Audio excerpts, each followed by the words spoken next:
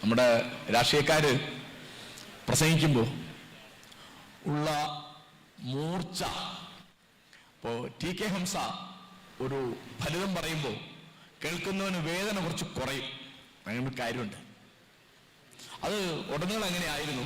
ഇപ്പൊ പഴയ നമ്മുടെ രാജാക്കന്മാരൊക്കെ നർമ്മ സജീവന്മാരെ നിയമിച്ചിരുന്നു. ഉദാഹരണം പറഞ്ഞാൽ നമുക്കൊക്കെ പരിചയമുള്ള ഒരു കഥാപാത്രമാണ് ശാകുന്തളത്തിലെ ദുഷ്യന്തൻ. ദുഷ്യന്തന്റെ കൂടെ മാടവ്യൻ എന്നൊരു ഫലിതക്കാരനുണ്ട്. അതിലിപ്പോ തെനാലി രാമൻ എന്നൊരു കഥാപാത്രം, അല്ലെങ്കിൽ അക്ബറിന്റെ ദർബാറിലുണ്ടായിരുന്ന ബീർബൽ എന്നൊരു കഥാപാത്രം. അപ്പോ ബീർബലിനെയാണ് പ്രസിദ്ധമായ ആ വാക്യം. ബീർബൽ മഹാബുദ്ധിമാനാണ് കേട്ടോ. ഫലിതം പറയാൻ വളരെ ബുദ്ധി വേണം, ഫലിതം ആസ്വദിക്കാനും ബുദ്ധി വേണം. ബെർണാഡ് ഷാ പറയും, നമ്മുടെ മനുഷ്യ ചരിത്രത്തിന്റെ പ്രധാനപ്പെട്ട ഒരു ഹാസ്യകാരൻ ബെർണാഡ് ഷാ പറയും, ഫലിതം പൂർത്തിയാവുന്നത് 3 പേരുള്ളപ്പോഴാണ്. ഒന്ന്, ആ ഫലിതം പറയുന്ന ആള്. 2, ആ ഫലിതം കേട്ട് ആസ്വദിച്ച് ചിരിക്കുന്ന ആള്. 3, എന്താണ് ഉണ്ടായത് എന്നറിയാതെ ബ്ലിങ്ക് നിൽക്കുന്ന മൂന്നാമതൊരു വീട്ടിൽ. അപ്പൊ മിക്ക സമയത്തും പല ക്ലാസ്സിലും എനിക്ക് അനുഭവമുണ്ട്, പല സദസ്സിലും അനുഭവമുണ്ട്. ഈ മൂന്നാമൻ റെഡി ആയിരിക്കും, അപ്പോഴാണ് അത് പൂർത്തിയാവും. അവർക്ക് തിരിയില്ല എന്താ പറയുന്നു. അപ്പോ ഫലിതത്തിന്റെ ഒരു വലിയ കുഴപ്പം, അത് വലിയ ശതമാനം തെറി ആണ്. ജോയിന്റോടെ തെറി ഇതിന്റെ വളരെ പ്രധാനപ്പെട്ട ഒരു കമ്പോണന്റാണ്.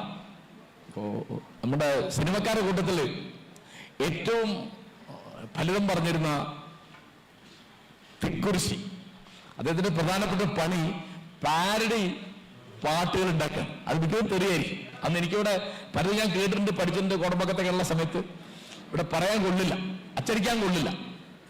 അപ്പൊ അദ്ദേഹത്തോട് ഒരു പത്രപ്രവർത്തകൻ ചോദിച്ചു, ചേട്ടാ ചേട്ടൻ എന്താ എപ്പോഴും തെറി പറയുന്നത്? ഞാൻ തെറി പറയുന്നുണ്ടോ? ഉണ്ടല്ലോ, ചേട്ടൻ എപ്പോഴും തെറി പറയും. പെട്ടെന്ന് തിക്കുറിശി ചോദിച്ചു, അനിയൻ പറ, തെറിയല്ലാത്ത വല്ല വാക്കുണ്ടോ മലയാളത്തില്? അങ്ങനെയാണോ? എന്നാ അനിയൻ ഒരു വാക്ക് പറ. അപ്പം അയാൾ പറഞ്ഞു ആലപ്പുഴ. അപ്പൊ ഉടനെ തിക്കുറിശി പറഞ്ഞു, നിന്റെ അമ്മയുടെ ആലപ്പുഴ. തെറിയായി. അത് എന്ന് പറഞ്ഞാൽ തെറിയാണ്, ഇത് എന്ന് പറഞ്ഞാൽ തെറിയാണ്, മറ്റേതെന്ന് പറഞ്ഞാൽ തെറിയാണ്. കാരണം ഒന്നിനെ തമാശയാക്കുന്നു തെറിയാക്കുന്നു എന്നും അതിന്റെ പാഠമല്ല, അതിന്റെ ടെക്സ്റ്റ് അല്ല, അതിന്റെ കോണ്ടെക്സ്റ്റാ. അപ്പോ ഭാഗ്യവശാൽ എൻ്റെ നിരീക്ഷണം, മലയാളികള് ഇതിൽ വളരെ സമ്പന്നമായ ഒരു പാരമ്പര്യമുള്ളവരാണ്. ഇപ്പോഴും അത് വളരെ നിറഞ്ഞിരിക്കുന്നുണ്ട്. ഇതിലൊരു പ്രധാനപ്പെട്ട കാര്യമുള്ളത്, നമ്മൾ പ്രതീക്ഷിക്കും വലിയ ദാർശനികന്മാരൊക്കെ വളരെ സീരിയസ് ആയിട്ട് ഉള്ള ആളുകളാണ്, അവരൊന്നും ഫലിതം പറയില്ല. നിങ്ങൾക്ക് സങ്കല്പിക്കാൻ പറ്റില്ല, മുഹമ്മദ് നബി ഫലിതം പറയുന്നു. ആണോ? മുഹമ്മദ് നബി ധാരാളം ഫലിതം പറഞ്ഞിട്ടുണ്ട്. ഞാനൊരു ഉദാഹരണം പറയാം. അദ്ദേഹത്തിന്റെ കൂടെ ആഹാരം കഴിക്കുകയാണ് അദ്ദേഹത്തിന്റെ പ്രിയ സുഹൃത്ത് അബൂബക്കർ. അപ്പൊ ആഹാരം എന്ന് പറഞ്ഞാൽ പ്രധാനമായിട്ട് ഈത്തപ്പഴമാണ്. അപ്പൊ നബി ഈത്തപ്പഴം കഴിച്ചിട്ട് കുരുവൊക്കെ അബൂബക്കറിന്റെ സ്വപ്പയുടെ അബൂബക്കറിന്റെ മുമ്പിലിട്ടു. ഭക്ഷണം കഴിഞ്ഞ് എണീക്കാൻ നേരത്ത് നബി ചോദിച്ചു അബൂബക്കറിനോട്, ഓ അബൂബക്കർ, നിങ്ങൾ എത്രയാണ് ഈത്തപ്പഴം കഴിച്ചത്? അപ്പൊ അബൂബക്കർ പറഞ്ഞു, ഞാൻ ഈത്തപ്പഴം കഴിച്ച് കുരു ബാക്കിയാക്കി, നിങ്ങൾ കുരു കൂടി കഴിച്ചു കളഞ്ഞല്ലോ. ഇതുപോലെ ഒരിക്കല് ഇങ്ങനെ നബിയുടെ മുമ്പിൽ സദസ്സ് എപ്പോഴും ഉണ്ട്, അദ്ദേഹം സംസാരിക്കുക, അവർ ചോദ്യം ചോദിക്കുക. അങ്ങനെ അപ്പൊ ആരോ ഒന്ന് പറയുന്നു, പാമ്പ് പാമ്പ് എന്ന് പറഞ്ഞ് എണീറ്റും. അപ്പൊ അവരെങ്ങനെ തെരഞ്ഞിട്ടും പാമ്പിനെ കിട്ടിയില്ല. അപ്പൊ നബി പറഞ്ഞു, നന്നായി, നിങ്ങൾ പാമ്പിന്റെ ഉപദ്രവത്തിൽ നിന്ന പോലെ പാമ്പ് നിങ്ങളുടെ ഉപദ്രവത്തിൽ നിന്നും രക്ഷപ്പെട്ടല്ലോ. ഇപ്പൊ ക്രിസ്തു തമാശ പറഞ്ഞ് വിചാരിക്കാരെങ്കിലും, ക്രിസ്തുവിന്റെ കൂടുതൽ ആളുകളൊക്കെ ആരാ? അവരൊക്കെ പാവപ്പെട്ട ആളുകൾ, മുക്കുവന്മാര്, ആശാരിമാര്, അങ്ങനെ വളരെ ദരിദ്രന്മാർ. അപ്പോ അവരെ പരിഹസിക്കുന്ന പരീശന്മാര് പറഞ്ഞു, അവന്റെ കൂടുതൽ ആളുകൾക്കൊന്നും വൃത്തിയില്ല, അവരൊന്നും ഭക്ഷണം കഴിക്കുമ്പോൾ കൈ കഴുകുന്ന പരിപാടിയില്ല എന്ന് പറഞ്ഞു. ഉടനെ ക്രിസ്തു പറഞ്ഞു, വൃത്തി വേണ്ടത് നിന്റെ വായിൽ നിന്ന് പുറത്തു വരുന്നതിനാണല്ലോ, വായിലേക്ക് പോകുന്നതിനല്ലല്ലോ.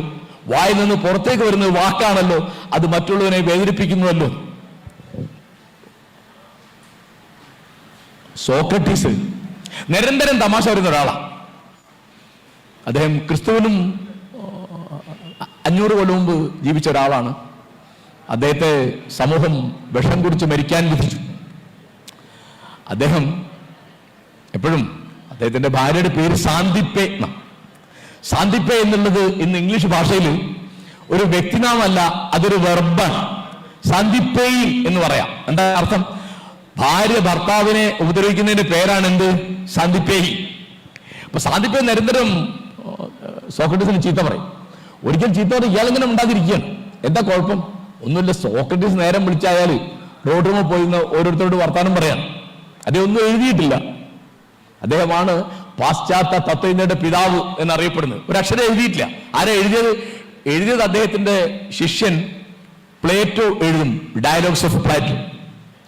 അപ്പോ അതെങ്ങനെ ഉണ്ടായിരിക്കേണ്ട? ഭാര്യയ്ക്ക് ദേഷ്യം വന്നിട്ട് അവർ പച്ചക്കറിക്ക് ഒഴിക്കാൻ വെച്ച ചാണകമുള്ള കൂടി ഇയാളുടെ തലയിൽ കൂടെ ഒഴിച്ചു.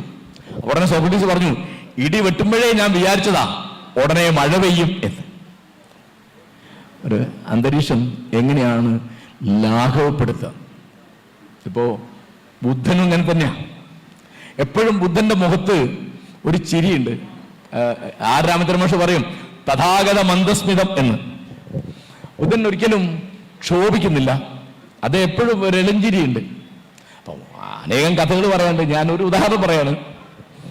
അപ്പോ ബുദ്ധൻ ഇങ്ങനെ സംസാരിച്ചപ്പോ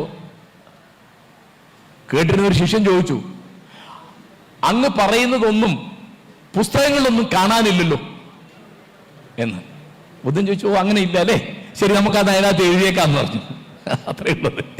എന്നാ പണ്ടുള്ളതൊന്നുമില്ല, ശരി എഴുതിയേക്കാം.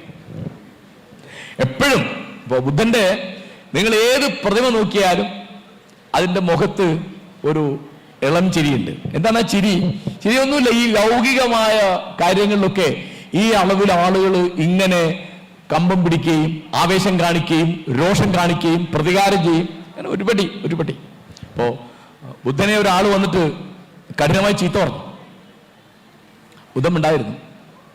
കുറച്ച് ഞങ്ങൾക്ക് ദേഷ്യം വന്നപ്പോഴും ബുദ്ധന്റെ മുഖത്തിന് അടി കൊടുത്തു. ബുദ്ധനൊന്നും പ്രതികരിച്ചില്ല. അയാൾ പോയി.